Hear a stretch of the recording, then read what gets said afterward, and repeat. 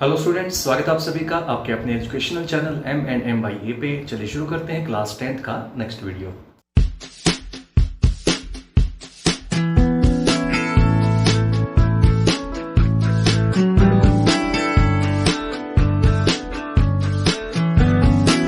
अगर अब तक आपने हमारा चैनल सब्सक्राइब नहीं किया है तो अभी सब्सक्राइब कीजिए और साइड वाला बेल आइकन को भी दबा दीजिए ताकि आने वाली वीडियो की नोटिफिकेशन आपको मिलती रहे।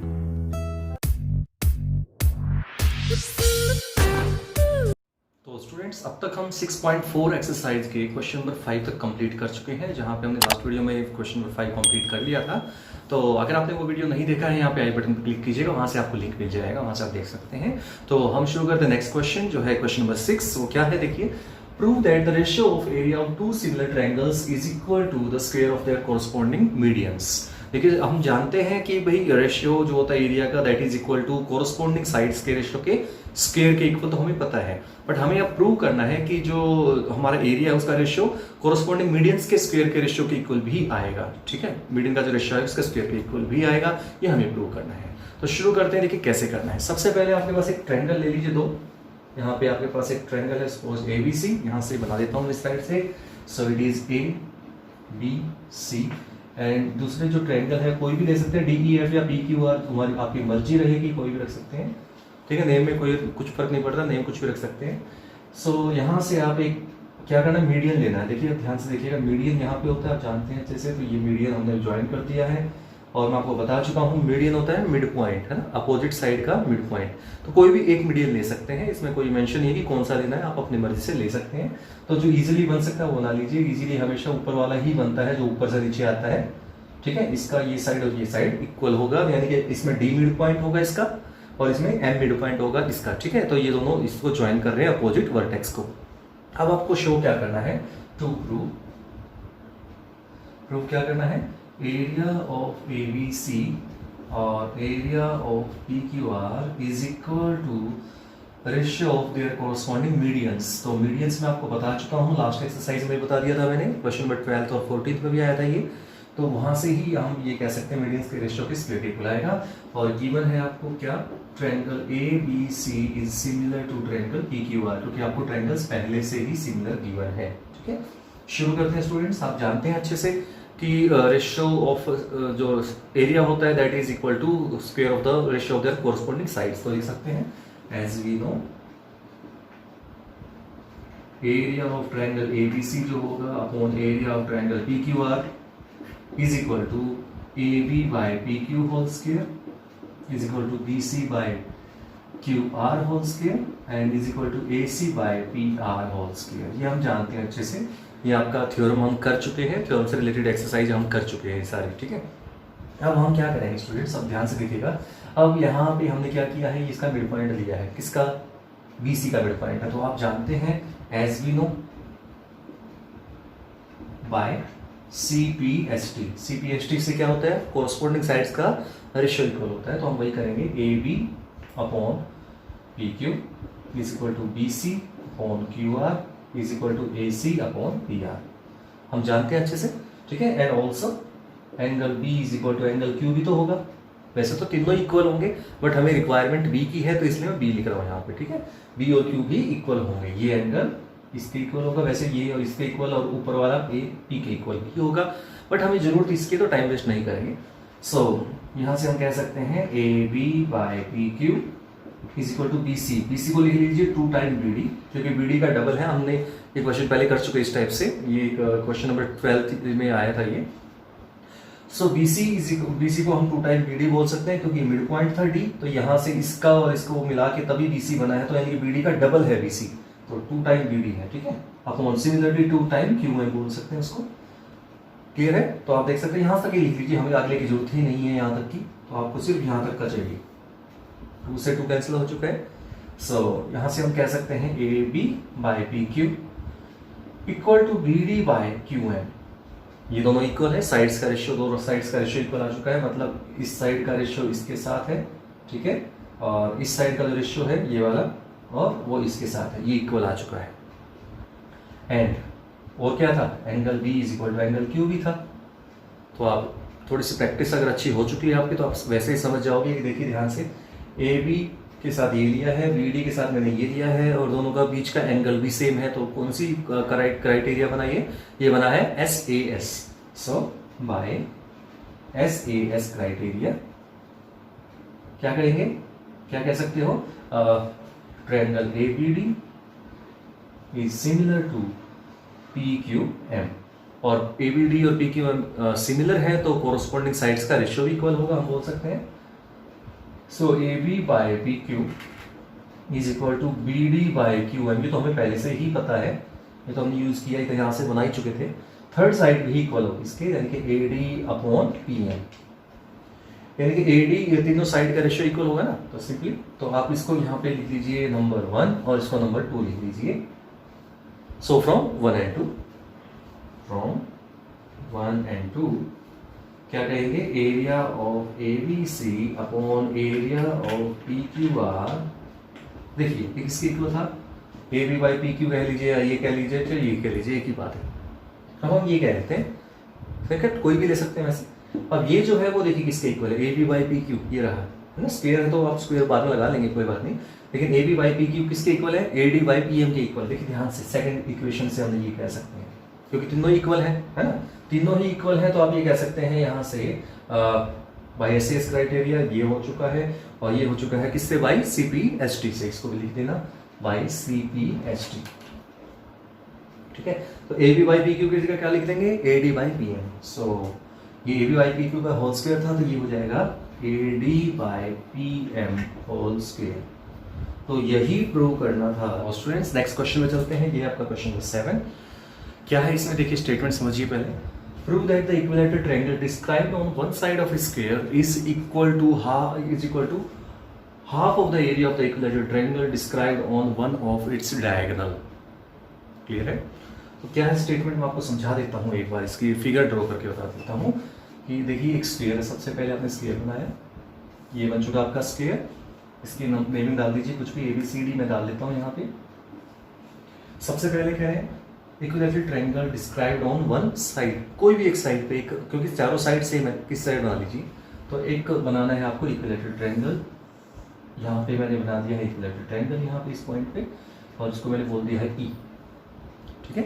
इक्विलैटरल समझ गए होंगे, ये साइड और ये साइड इक्वल लिया है मैंने, तो इक्विलैटरल बन चुका है, ठीक है। एक तो ये ट्रायंगल है इक्विलैटरल, दूसरा इक्विलैटरल ट्रायंगल बनाना है on one of its diagonal, जो इसका कोई भी एक डायगोनल उठा लीजिए आप, कोई भी एक, AC और BD में से कोई भी एक ले लीजिए, जैसे मैंने AC ले लिया, मान लीजिए ये AC एक डायगोनल था, इसको मैं स्ट्रेट बना देता हूँ, तो ये हो गया आपका AC।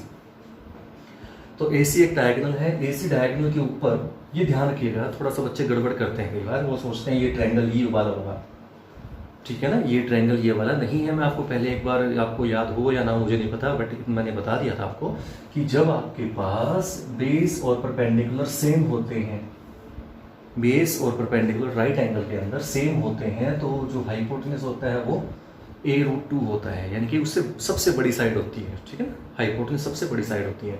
मतलब कहने का ये और ये तो सेम हो सकते हैं, but hypotenuse can never be equal to base और परपेंडिकुलर, ठीक है। तो हाइपोटेनस कभी भी बेस और परपेंडिकुलर के इक्वल नहीं हो सकते। तो आपको क्या करना है सिंपली, अब ये मतलब ये हुआ कि ये जो साइड है ना आपकी, ये वाली साइड है, जो ये वाली साइड जो है सबसे बड़ी साइड है इन दोनों में से, ये साइड कहीं है, ये साइड कहीं है, जैसे 1 1 कह सकते हैं, इनको डैश लगा देते हैं ताकि चारों इक्वल थी इसलिए, ठीक है ना। तो अब ये मत सोचिएगा ये इक्विलैटरल हो चुका है, क्योंकि ये तो इक्वल है, बट ये थर्ड साइड इक्वल इसके नहीं होगी, मैं आपको बता चुका। रीजन क्या है, क्योंकि हाइपोटेनस हमेशा सबसे लॉन्गेस्ट साइड होती है, तो इक्वल नहीं हो सकती बाकी दो की, ठीक है। तो अब हम क्या करना पड़ेगा, इसको थोड़ा सा इसको बाहर की साइड बनाना पड़ेगा इस तरह से, ये है इक्विलैटरल ट्रायंगल, तो यहाँ पे आपको इस तरह से बनाना है। तो ये साइड और ये साइड जो बनी है ना, इसको F बोल देते हैं, तो ये ACF जो ट्रायंगल बना है, ये है वो equilateral triangle on its diagonal. बच्चे गलती यही करते हैं, यहाँ पे ABC को ही मान लेते हैं इक्विलैटरल, वो गलत है, ध्यान रखिएगा। तो शुरू करते हैं। अब आपके पास क्या है, क्या प्रूव करना है, टू प्रूव क्या, area of equilateral on the one side, यानी कि area of equilateral triangle on side क्या था आपका, EDC is equal to half of area of triangle described on one of its diagonal. Diagonal पे क्या बना है, ACF या CAF या CF, एक ही बात है, आपको उससे कोई फर्क नहीं पड़ता, ठीक है। तो आपको ये प्रूव करना है कि ये एरिया इज इक्वल टू इसके होगा, ठीक है। शुरू करते हैं, इसको करना कैसे है।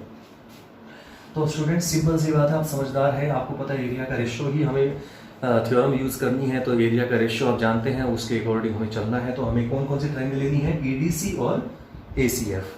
तो मैं क्या करता हूँ, सॉल्यूशन करते हैं इसका। तो पहले गिवन देखते हैं क्या है। आपके पास triangle EDC is and ACF are equilateral, ये गिवन है, इक्विलैटरल ट्रायंगल्स गिवन है। तो शुरू करते हैं क्या करना है, देखिए।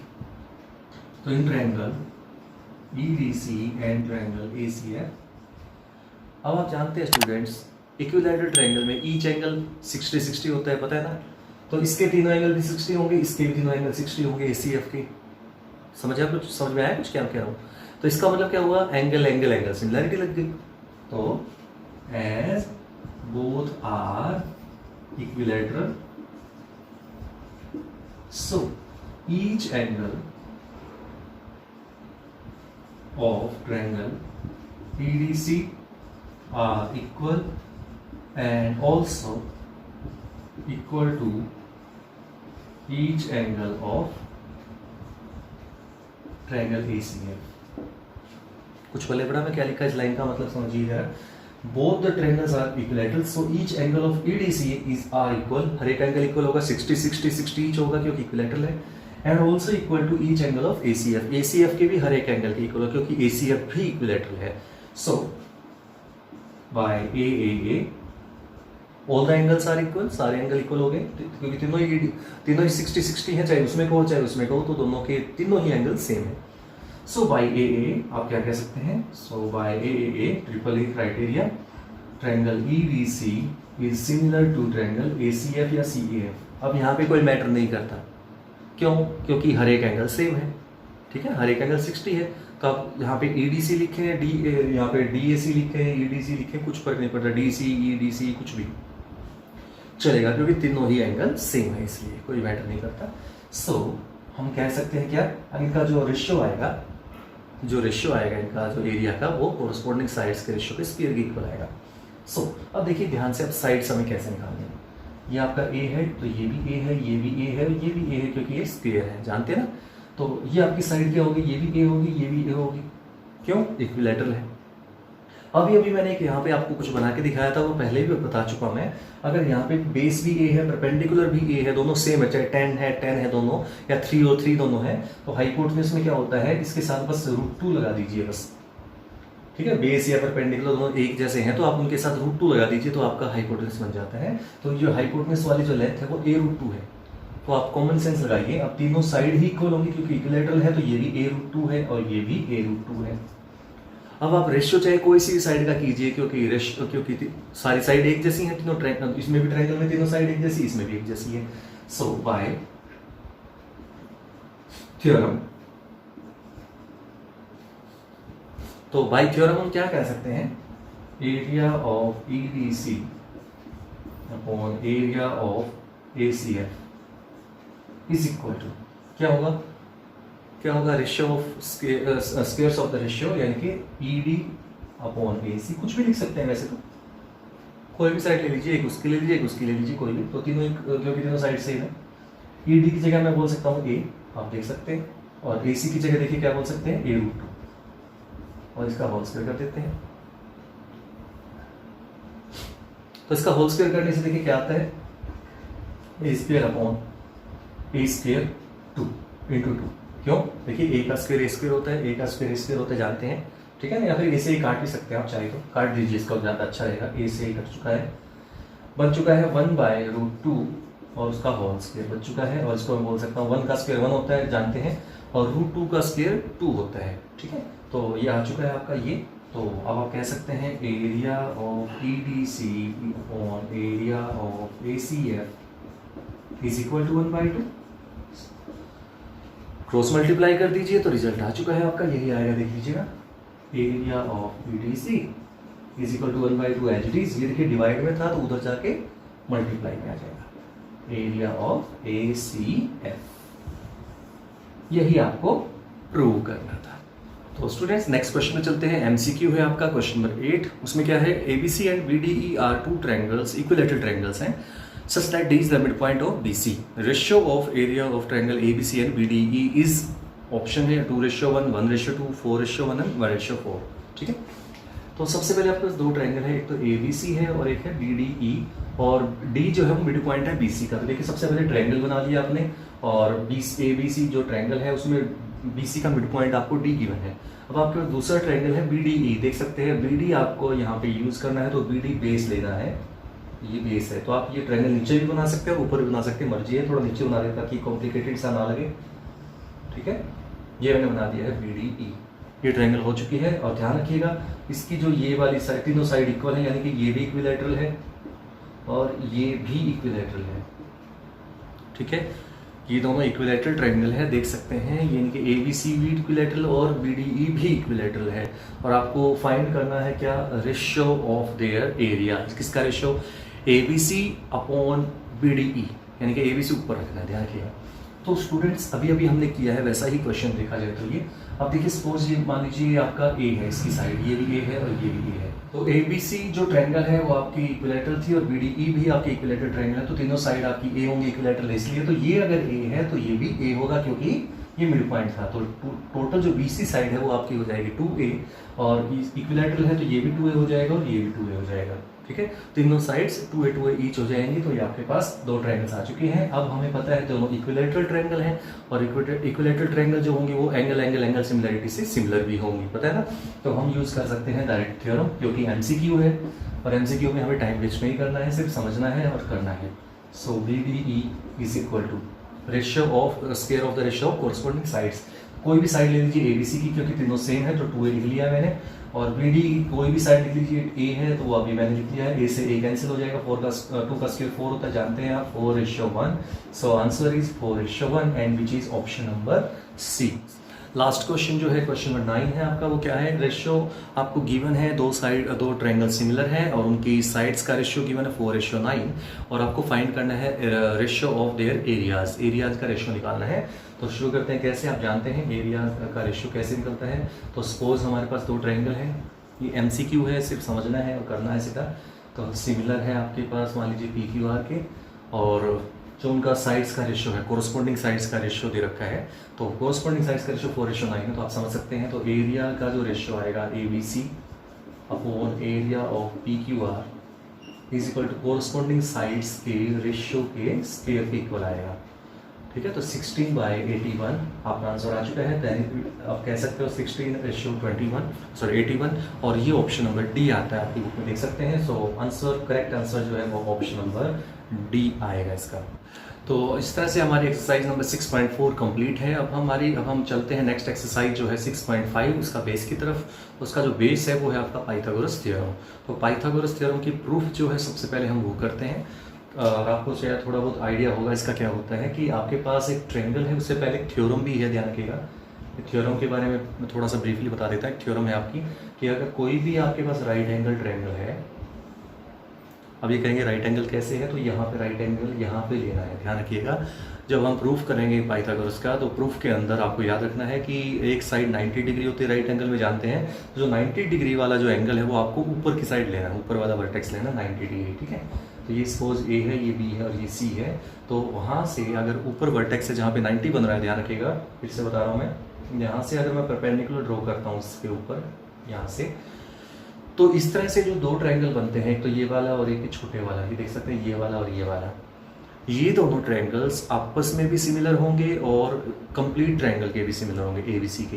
यानी कि देखिए कैसे, मैं आपको उसका फटाफट से बता देता हूँ कैसे सिमिलर कह रहा हूँ इनको। देखिए ये एक राइट एंगल है, राइट एंगल के अंदर देख सकते हैं एंगल A था आपका 90 डिग्री एंगल था। सपोज ये आपका X है, ये एंगल आपका X है, ये 90 आपको पता है परपेंडिकुलर है, तो ये 90 ये X, तो ये हो जाएगा आपका 90 minus X angle sum property से। ठीक है, एंगल सम प्रॉपर्टी से इतना थोड़ा कॉमन सेंस लगाना सीखिए, क्योंकि 10th क्लास का बच्चा इतना जान सकता है। ये आपका 90 है, ये X है, तो ये क्या होगा 90 माइनस X, क्योंकि देखिए 90 अकेला तो इसने दे दिया। ठीक है, इसका और इसका सम भी 90 होना चाहिए एंगल सम प्रॉपर्टी के अकॉर्डिंग। तो ये अगर x है तो ये 90 में से जो बच गया, 90 में से जो x निकलने के बाद जो बच गया वही एंगल थर्ड एंगल है। तो छोटे वाले एंगल 90 माइनस एक्स है। सिमिलरली अब ये 90 माइनस एक्स है और कंप्लीट एंगल 90 था, तो ऑटोमेटिकली ये क्या बचेगा x। समझ गए कैसे? क्योंकि 90 माइनस एक्स इधर है, ये छोटे वाला एंगल, तो कंप्लीट एंगल 90 था, समझ गए ना? तो टोटल एंगल यहाँ पे कितना हो जाएगा? एक्स। देखिए कैसे, अगर मान लीजिए आपके पास यहाँ पे ये ट्रायंगल ऐसे है और ये 30 है, इसके एग्जांपल समझने की कोशिश कीजिए। ये आपको पता है 90 है, ये वाला डी पॉइंट था, ठीक है ना, ये बी था, ये ए था और ये सी था। ये मान लीजिए 30 है, एग्जाम्पल ले रहा हूँ मैं, ये 90 है, ये 90 और 30 एंगल सम प्रॉपर्टी देखिए क्या आती है। ये वाला छोटा एंगल है, ये होगा आपका 60 डिग्री, ठीक है। और आप इसको 90 माइनस 30 तो कह सकते हैं ना, 90 माइनस 30, क्योंकि एंगल सम प्रॉपर्टी देखिए टोटल 180 बनना चाहिए, है ना, तो बनेगा। तो 90 माइनस 30 कह लीजिए या 60 कह लीजिए, एक ही बात है। अब देखिए पूरा एंगल 90 है, ये ऊपर देख सकते हैं पूरा एंगल 90 था। ये अगर इस साइड वाला 60 है तो ऑटोमेटिकली इस साइड वाला कितना होगा? 30 डिग्री होगा ना, होगा ना 30। तो यहाँ पे देखिए जो एंगल यहाँ है वही एंगल यहाँ आया है, क्लियर है। और फिर से अब मैं इसी को कंटिन्यू कर लेता हूँ, ये 90 इधर है, 30 इधर है, तो ऑटोमेटिकली यहाँ क्या बचेगा? यहाँ बचेगा एंगल सम प्रॉपर्टी के अकॉर्डिंग 60 डिग्री बचेगा, ठीक है। यानी कि ये कह सकते हो जो यहाँ पे एंगल है वही यहाँ पे है, और जो एंगल यहाँ है वही एंगल यहाँ आएगा, क्लियर है। अब मैं इसको x में कन्वर्ट करके लिख रहा हूँ, अब आप समझ गए होंगे। देखिए यहाँ पे x है तो ये भी x है, ये 90 माइनस एक्स इधर है तो ये एंगल क्या होगा?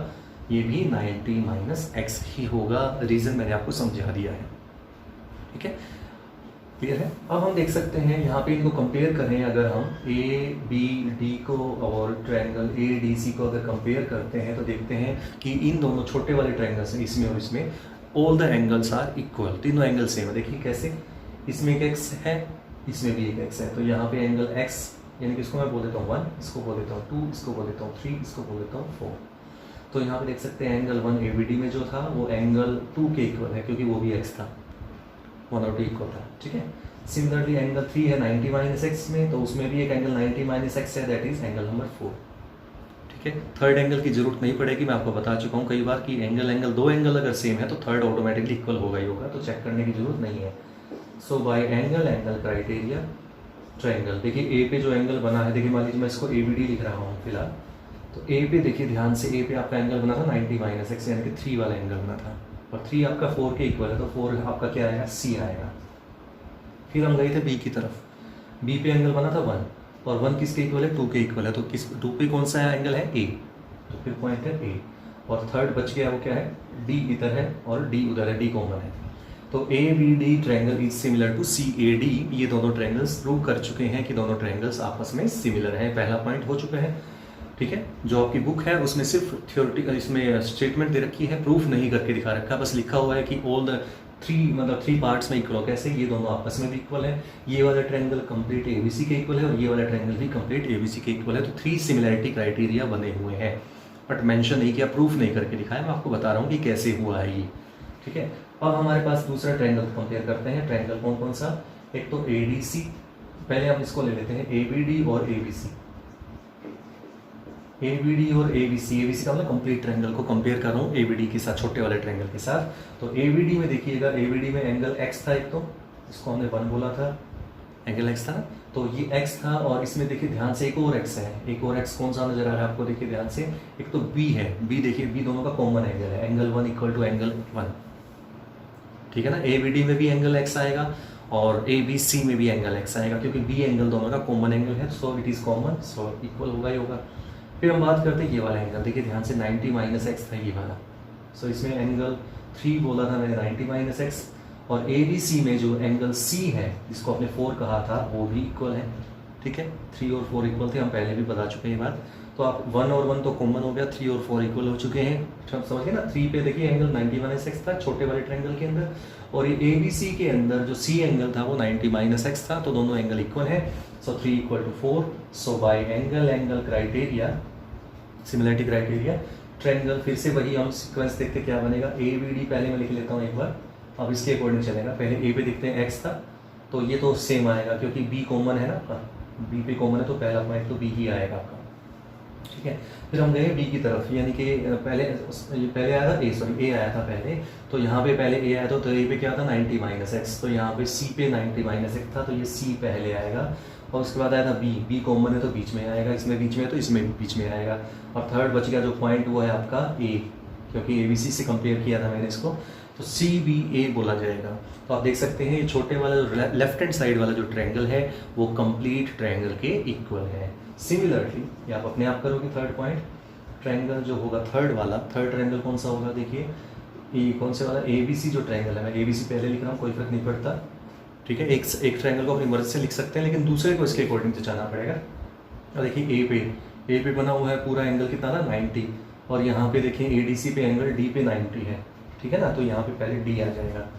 B यहाँ पे X बना हुआ था और इसमें B पे X बना हुआ था, इस पूरे ट्रायंगल के अंदर, ये पूरे ट्रायंगल के अंदर B में X था, और इस ट्रायंगल की बात करें तो A पे X है, तो A यहाँ आ जाएगा DA। और अब बच गया third point C। So ABC triangle is similar to DAC। तो हमने देखा 3 पॉइंट हमने प्रूव कर दिए हैं। फर्स्ट पॉइंट ये है, सेकंड ये है, और थर्ड ये है, यानी कि छोटे वाले दोनों ट्रायंगल इक्वल है। जो छोटे वाला लेफ्ट साइड वाला ट्रायंगल वो कंप्लीट ABC के इक्वल है, ठीक है। और जो छोटे वाला राइट साइड वाला ट्रायंगल है DAC वो भी कंप्लीट ट्रायंगल के सिमिलर है। हमने 3 सिमिलरिटी दिखा दी है ट्रायंगल्स की। यही थ्योरम इसके अंदर यूज़ करनी, इस थ्योरम में यूज़ करनी है। ये बातें शुरू करते हैं पाइथागोरस थ्योरम। तो पाइथागोरस थ्योरम शुरू करते हैं। पाइथागोरस थ्योरम का स्टेटमेंट क्या है, ऑलमोस्ट बच्चे जानते भी होंगे, 9th में जनरली बता दिया जाता है। अगर नहीं पता तो कोई बात नहीं, अभी बता देते हैं क्या है। इसमें एक सिंपली एक डेफिनेशन थ्योरेटिकल भी दे सकते हैं और न्यूमेरिकली भी दे सकते हैं। वो क्या है, इसका जो स्टेटमेंट है वो ये है, if perpendicular is drawn on the hypotenuse from the opposite vertex, ठीक है। If perpendicular is drawn from hypotenuse on the hypotenuse from the opposite vertex, then the squares of sum of the squares of two sides sum of two squares of other two sides will be equal to square of the hypotenuse, ठीक है। ये है इसकी statement, आप book में देख सकते हैं, बुक में मेंशन है। अब मैं इसको बता देता हूँ क्या है स्टेटमेंट, इसकी जो न्यूमेरिकल वैल्यू कि जो हाइपोटेन्यूज का जो स्क्वायर आएगा दैट इज हाइपोटेन्यूज होता है। ध्यान रखिए मैंने अभी आपको ये पिछला जो टॉपिक कराया है, ये पॉइंट ये वाला यहीं से बना है। तो आपको वर्टेक्स जो यहाँ पे जो ऊपर पॉइंट है ये 90 डिग्री लेके चलना है। ये A जो एंगल है वो 90 लेना, मैंने यहाँ पे भी बता दिया था, जो ऊपर वाला एंगल है 90 लेके चलेंगे प्रूफ के अंदर, बस प्रूफ में ध्यान रखिएगा, ये चीज़ नोट करनी है। तो यहाँ पे आपको हाइपोटेन्यूज कौन सा होता है जानते हैं, 90 डिग्री के अपोजिट वाला, ठीक है। तो ABC ट्रायंगल के अंदर in triangle ABC, right angle triangle ABC है, ध्यान रखिएगा। तो राइट एंगल ट्रायंगल ABC के अंदर एंगल A जो है, जो हाइपोटेन्यूज सॉरी ये जो 90 डिग्री का एंगल है जहाँ पे, तो उसमें उसके सामने वाला साइड होती है हाइपोटेन्यूज BC पूरी की पूरी is equal to square of other two sides, यानी कि AB square plus AC square, ठीक है। ये है, तो इसके लिए हमें कंस्ट्रक्शन बाद में करनी है, ये चीज़ पहले आपको समझना है। पहले D का कहोगे, D का क्या रोल है, D का रोल है सिर्फ इसके प्रूफ को करने में, इसका प्रूफ करने में D का काम आएगा, अदरवाइज कोई काम नहीं है। तो अगर आपका आता है state and prove Pythagoras theorem, तो आप कैसे करोगे, तो आप लोगों को लिखना है क्या, we have to prove that the square of the hypotenuse is equal to sum of squares of other two sides, ठीक है, in a right angle triangle, ठीक है। शुरू करते हैं। सबसे पहले क्या करेंगे, कंस्ट्रक्ट कर लेंगे AD परपेंडिकुलर टू BC।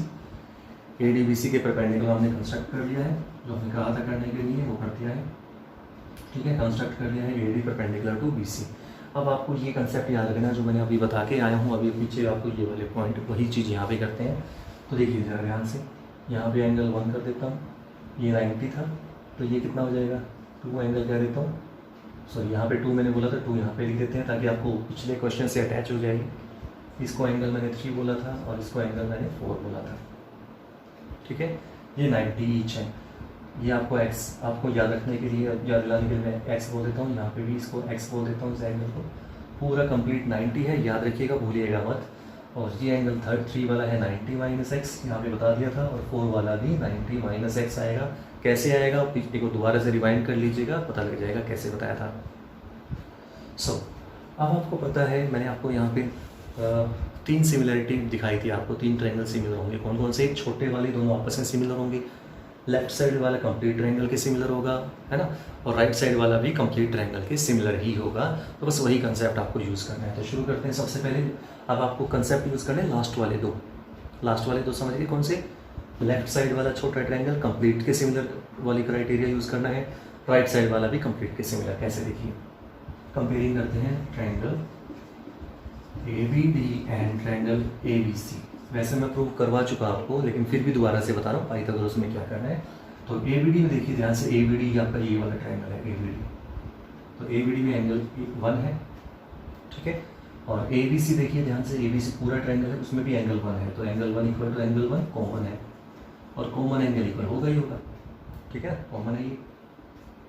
अब दूसरी बात क्या है, ये एंगल है 3, यानी कि 90 माइनस एक्स, इसको आप कह रहे हैं, तो वहाँ पे एंगल क्या है 4 है, जो A B C complete triangle A B C में देखिए, कंप्लीट ट्रायंगल में 90 माइनस एक्स, छोटे वाले में भी 90 माइनस एक्स यहाँ है, और बड़े वाला जो ट्रायंगल उसमें भी 90 माइनस एक्स है, तो वो 4 है, ठीक है, ये दोनों इक्वल हो चुके हैं। सो बाय एंगल क्राइटेरिया, वैसे मैं दूसरी बार करवा रहा हूँ क्योंकि मैंने पहले इसमें करवा दिया था, ठीक है। अब आपको फ़ायदा हो जाएगा इस चीज़ का, अगर समझ में आया होगा अच्छे से तो आप समझ पाओगे अच्छे से कैसे किया है। सो बाय एंगल क्राइटेरिया हम कह सकते हैं triangle A B C similar to, अब देखिए ध्यान से ए बी सी पे, ए पे है 90, ए बी सी की बात कर रहा हूँ मैं, ए पे हमने लिया था 90, तो ए बी डी में डी पे 90 था, तो इस साइड बी पहले आएगा, फिर आया है बी पॉइंट पे बना था 1, और 1 तो कॉमन एंगल है, तो यहाँ पे भी बीच में बी आएगा। और अब हम बात करते हैं थर्ड पॉइंट क्या बच गया, ए बी डी की बात करें ना, ए बी डी की बात करें हम यहाँ पे, तो ये ए पॉइंट बाद में लिख दिया, डी बी है, ठीक है। तो ये दोनों ट्रायंगल आपस में क्या हो गई, सिमिलर हो चुके हैं। तो अब हमें क्या करना है, simply C P S T लगाना है, by C P S T, A B upon B D, first to इसके is equal to second third इसका, और सेकेंड एंड थर्ड इसका, B C by B A कहो या ए बी कहो, B ए या ए बी एक ही बात है, इसको क्रॉस मल्टीप्लाई कर दीजिए तो A B into A B होगा, ए बी स्क्वेयर हो जाएगा, ठीक है, ए बी होल स्क्वेयर। ध्यान रखिएगा ए स्क्वेयर बी स्क्वेयर मत कीजिएगा, साइड की बात की जा रही है, नोटेशन है ये, नंबर नहीं है ये, ध्यान रखिएगा ए स्क्वेयर बी स्क्वेयर मत कीजिएगा, कंप्लीट ये साइड का स्क्वेयर है, is equal to B C into B D, this is equation number 1।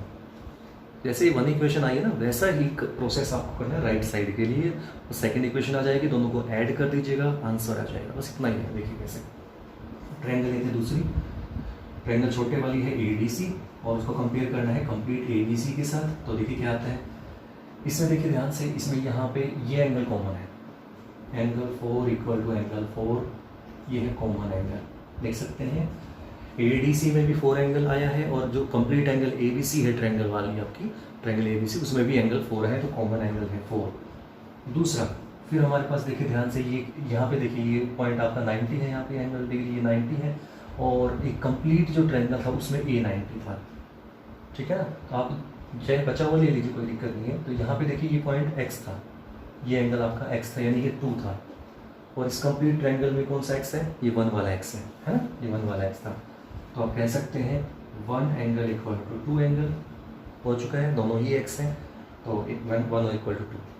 सो फिर से बाय एंगल क्राइटेरिया से triangle A B C is similar to, अब ए बी सी में फिर से लगाइएगा, ए पे क्या था 90 था, ए बी सी में ए पे 90 था, अब इसमें डी पे 90 है, तो यहाँ पे ए डी सी की बात करें ना, तो हमारे पास यहाँ पे आ जाएगा पहले डी, फिर आए थे बी पे एंगल 1 था, यहाँ पे ए पे 2 था, दोनों इक्वल थे, तो बी पे जो एंगल है वो 2 के इक्वल है, सो बीच में आ जाएगा ए पॉइंट, क्योंकि वो 2 जो एंगल है वो ए पे बना हुआ है, तो बीच में ए आ जाएगा। थर्ड जो बच गया वो है सी, डी ए सी। सो अब आपका आ चुका है A B C is similar to D A C, ठीक है। So by C P S T, इससे भाई फर्स्ट इंटू सेकेंड, ठीक है, first into second is equal to, यहाँ पे फर्स्ट इंटू सेकेंड,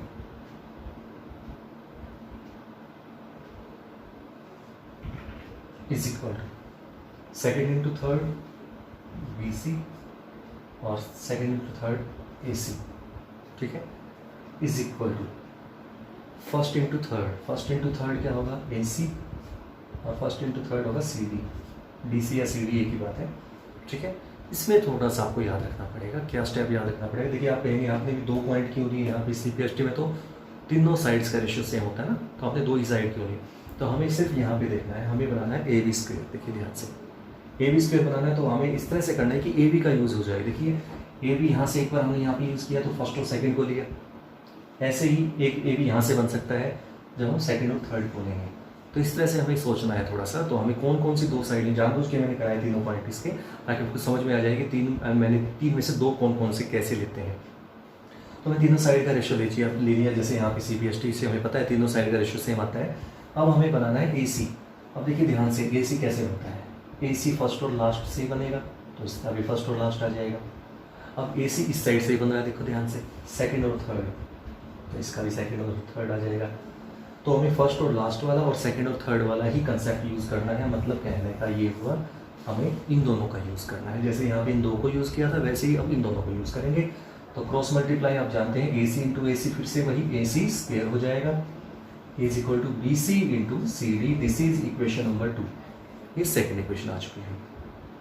अब आपके पास फर्स्ट और सेकेंड इक्वेशन आ चुकी है, तो फ्रॉम 1 and 2 एडिंग 1 and 2 कर लीजिए, ज़्यादा अच्छा रहेगा। तो एडिंग 1 and 2, 1 और 2 को ऐड कर लीजिए, देखिए क्या आता है, AB square plus AC square.